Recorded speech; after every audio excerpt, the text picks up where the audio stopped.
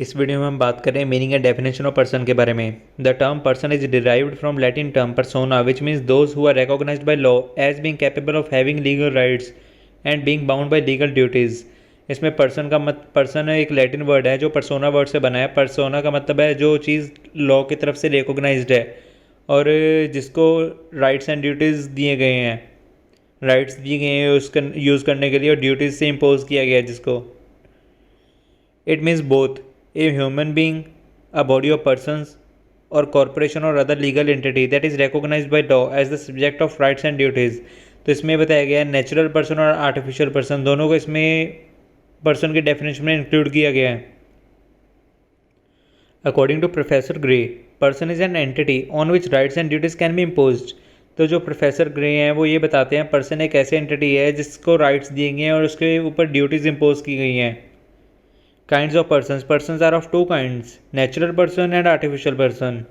Natural person means such a living human being in whom some rights are vested.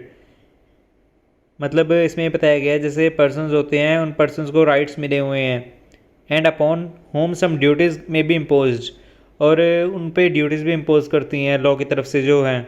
Generally two facts are considered necessary for natural person. अगर हम necessary person की बात करें, natural person की बात करें तो उसके लिए दो कंडीशन नेसेसरी हैं। ही इज़ बोर्न अलाइव कि वो एक ज़िंदा होना चाहिए, ज़िंदा पर्सन होना चाहिए। ही स्टेटस हैज़ गॉट रिकॉग्नाइज्ड और जो उसका स्टेटस है वो रिकॉग्नाइज्ड बाय लॉ होना चाहिए। अब हम बात करें आर्टिफिशियल पर्सन के बारे में। Artificial persons are those which are non living entities. These are also known as legal person. Artificial person को लीगल पर्सन भी बोला जाता है, ज्यूरिस्टिक पर्सन भी बोला जाता है। According to Paton, legal personality is an artificial creation of law. जो लीगल पर्सनैलिटी है वो एक आर्टिफिशियल क्रिएशन है लॉ की, ये पैटर्न बताते हैं।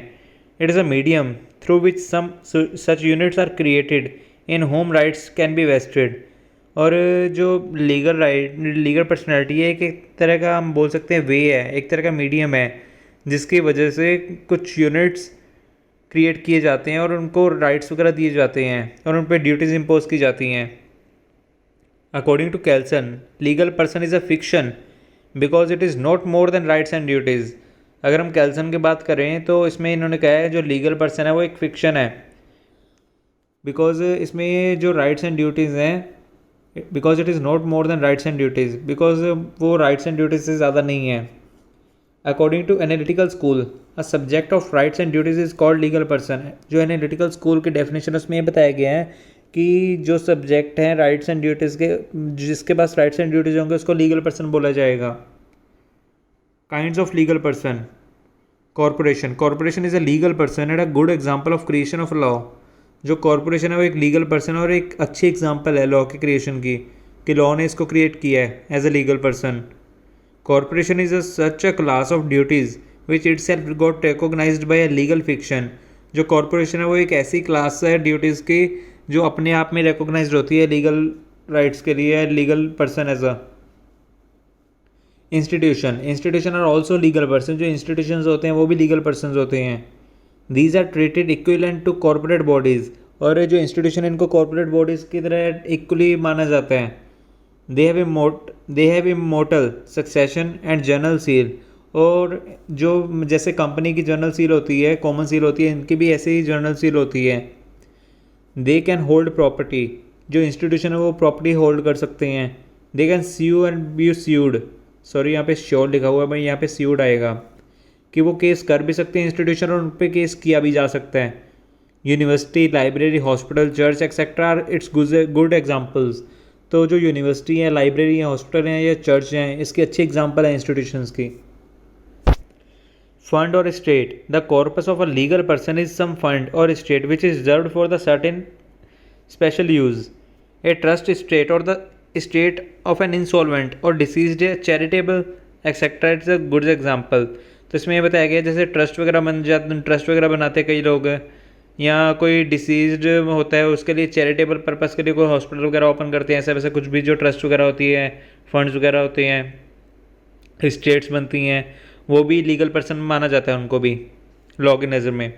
Idol is a legal person and as such it can hold property, जैसे आइडल प्रॉपर्टी होल्ड कर सकती है। Pujari acts as a guardian to look after the interest of the idol, जो पुजारी होते हैं आइडल में, पुजारी जैसे फॉर एग्जांपल हम बात करें मंदिर में पुजारी होते हैं, तो जो पुजारी गार्डियन माने जाते हैं वहाँ के इंटरेस्ट वगैरह के।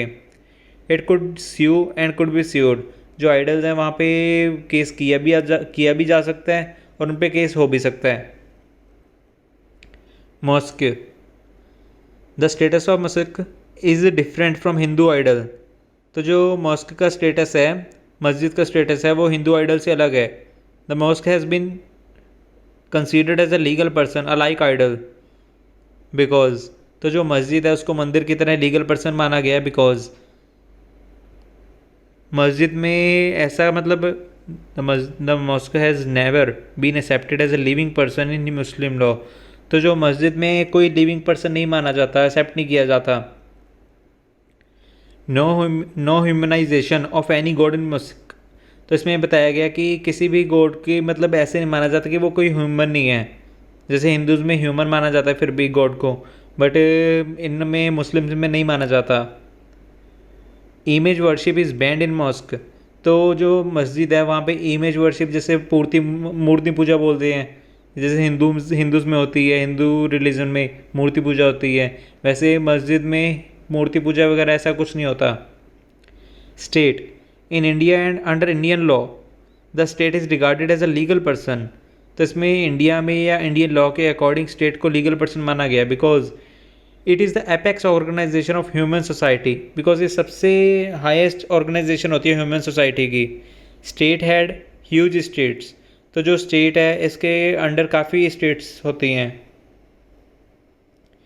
स्टेट हैज़ मनफोल्ड वर्क्स, और स्टेट के काफ़ी वर्क्स होते हैं। State can be sued, state case कर भी सकती है और स्टेट के ऊपर केस किया भी जा सकता है।